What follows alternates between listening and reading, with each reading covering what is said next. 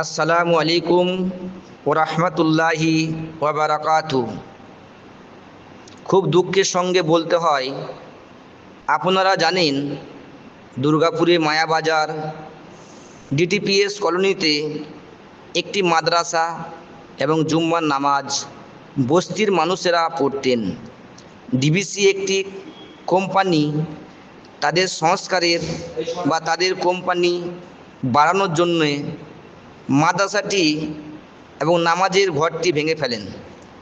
আমাদের মাদ্রাসার রেজিস্ট্রেশন না থাকার কারণে আমরা সেইভাবে প্রুফ করতে পারিনি, যার কারণে আমরা আমাদের চোখের সামনে সেই মাদ্রাসাটা হারিয়ে যেতে দেখলাম।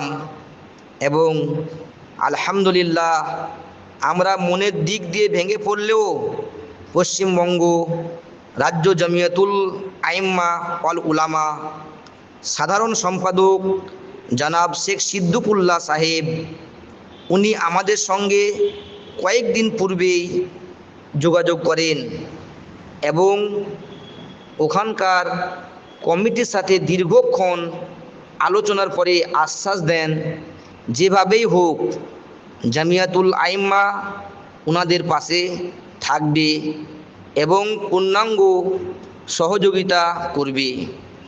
আইনজীবীদের সাথেও আমাদের কথা হয়েছে এবং আজকেও বেলা 3টার দিকে একটি মিটিং হয়েছে।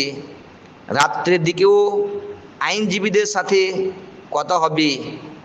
আমরা অলরেডি কি পদ্ধতিতে আগালে বা কিভাবে আমরা তাদের সহযোগিতা করতে পারি সে ব্যাপারে আমরা চিন্তা ভাবনা নিয়েছি।